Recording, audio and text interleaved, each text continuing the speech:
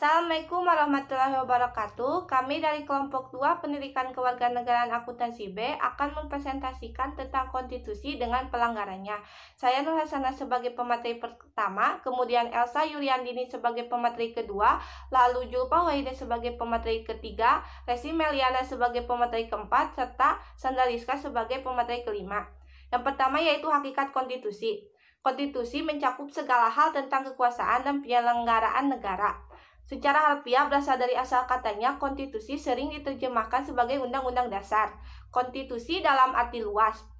Konstitusi memiliki cakupan lebih luas dari undang-undang dasar. Konstitusi meliputi secara keseluruhan peraturan baik secara tertulis maupun tidak tertulis yang mengatur secara mengikat cara-cara penyelenggaraan pemerintah. Konstitusi dalam arti sempit. Konstitusi sama dengan undang-undang dasar. Konstitusi dalam arti material. Material sama dengan materi. Contoh materi pada pasal 1 ayat 1 Undang-Undang Dasar Republik Indonesia tahun 1945, negara Indonesia ialah negara kesatuan yang berbentuk republik. Dalam ayat tersebut menunjukkan bentuk negara. Konstitusi dalam arti formil merupakan hukum dasar yang difokuskan pada prosedur pembentukannya. Nilai-nilai dalam konstitusi. Yang pertama itu adalah nilai normatif.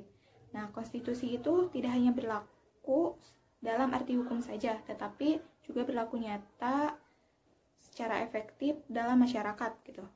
Artinya, konstitusi tersebut dilaksanakan oleh masyarakat pendukungnya secara murni dan konsekuen. Nah, yang kedua itu adalah nilai nominal. Konstitusi memuat nilai nominal jika menurut hukum yang berlaku, tapi tidak sempurna. Mengapa? Karena pasal-pasal tersebut tidak berlaku atau tidak seluruh pasal-pasal yang ada dalam Undang-Undang Dasar berlaku di seluruh wilayah negara. Selanjutnya itu nilai semantik. Nah, konstitusi dikatakan nilai semantik hanya untuk kepentingan penguasa saja. Nah, konstitusi ini tuh digunakan untuk memobilisasi kekuasaan. Selanjutnya itu adalah tujuan konstitusi. Secara garis besar, konstitusi dibentuk untuk hal-hal berikut. Yang pertama itu untuk membatasi kekuasaan para penguasa gitu. Dengan demikian, ya tidak akan terjadi kesewenang-wenangan. Nah, selanjutnya itu konstitusi itu melindungi hak asasi manusia. Nah, konstitusi menjamin terlaksananya kewajiban dan terpenuhinya hak. Selanjutnya itu, konstitusi digunakan sebagai pedoman penyelenggaraan negara. Selanjutnya adalah fungsi konstitusi. Secara garis besar, konstitusi memiliki dua fungsi utama, yaitu yang pertama adalah membatasi kekuasaan para penguasa negara. Yang kedua adalah menjamin hak-hak asasi manusia melalui aturan tentang hak asasi. Nah, menurut Jimmy Ashidiki, pakar hukum tata negara, mengemukakan 8 fungsi konstitusi sebagai berikut. Yang pertama itu penentu atau pembatas kekuasaan. Yang kedua itu pengatur hubungan kekuasaan antar organ negara. Yang ketiga, pengatur hubungan kekuasaan antar organ negara dengan warga negara. Yang keempat itu pemberi atau sumber legitimasi terhadap kekuasaan negara ataupun kegiatan penyelenggaraan kekuasaan negara. Nah, yang kelima itu penyalur atau pengalih kewenangan dari sumber kekuasaan yang sah kepada organ negara.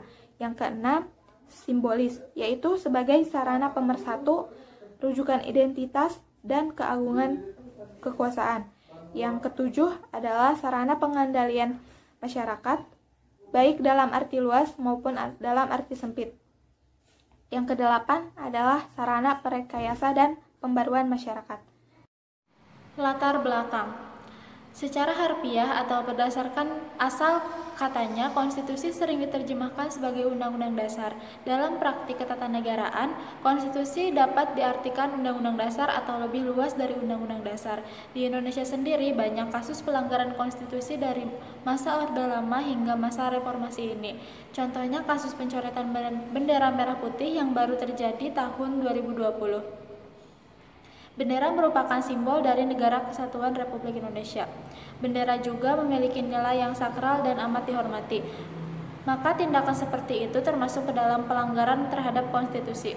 Karena telah diatur dalam pasal 36 Undang-Undang Dasar 1945 bahwa segala bentuk perbuatan yang dikategorikan melecehkan keberadaan bendera negara merupakan pelanggaran konstitusi. Kasus selanjutnya adalah tidak adanya jaminan atas hak asasi manusia. Dalam konstitusi diamanatkan bahwa terdapat 3 poin penting mengenai hak asasi manusia, yaitu hak untuk hidup, kebebasan beragama, dan kebebasan berpendapat. Namun pada kenyataannya masih banyak kasus pelanggaran hak asasi manusia yang bahkan tidak dapat diselesaikan pemerintah, sehingga muncul kecenderungan bahwa pemerintah sedikit mengabaikan mengenai hak asasi manusia. Contoh kasus konstitusi mencoret-coret bendera kebangsaan. Bendera merupakan simbol dari NKRI yang diberi warna merah dan putih.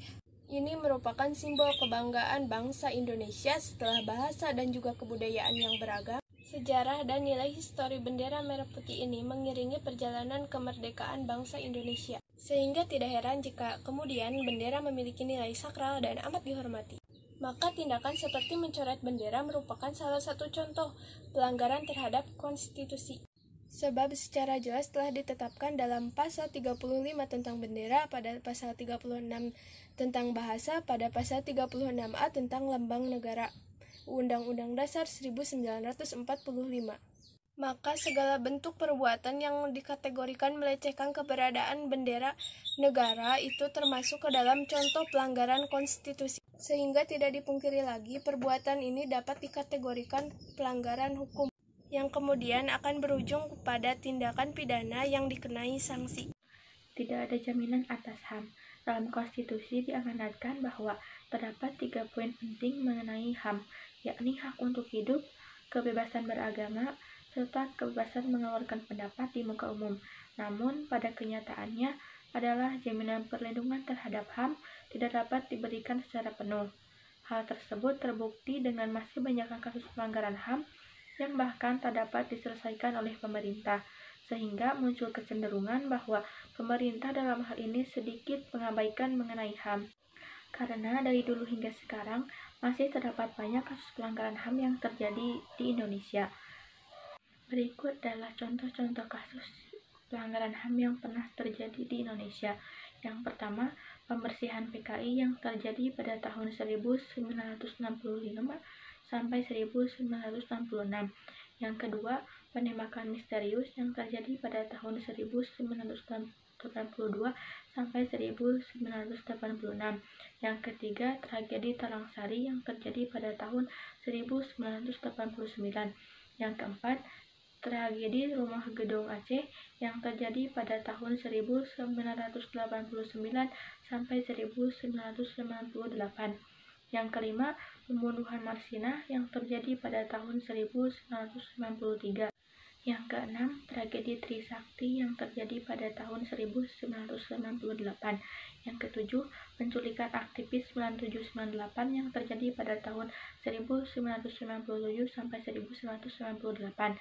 Yang kedelapan, tragedi Semanggi 1 dan 2 yang terjadi pada tahun 1998 sampai 1999. Yang kesembilan, bom Bali 1 dan 2 yang terjadi pada tahun 2002 sampai 2005. Dan yang ke-10 adalah pembunuhan Munir yang terjadi pada tahun 2004. Terjadinya kasus-kasus pelanggaran HAM yang menjadi indikasi bahwa masih ada sebagian warga bangsa Indonesia yang belum merasakan kemerdekaan yang sesungguhnya. Kesimpulannya adalah, konstitusi sering diterjemahkan sebagai undang-undang dasar dalam praktik ketatanegaraannya. Konstitusi memiliki nilai, tujuan, serta fungsi. Banyak pelanggaran konstitusi yang terjadi dari masa ke masa. Seperti saat sekarang ini ada pelanggaran konstitusi mencoret-coret bendera dan pelanggaran hak asasi manusia. Hal tersebut tidak boleh dicontoh dan perlu adanya sanksi terhadap pelaku pelanggaran konstitusi sesuai dengan apa yang dibuatnya agar pelaku jerak.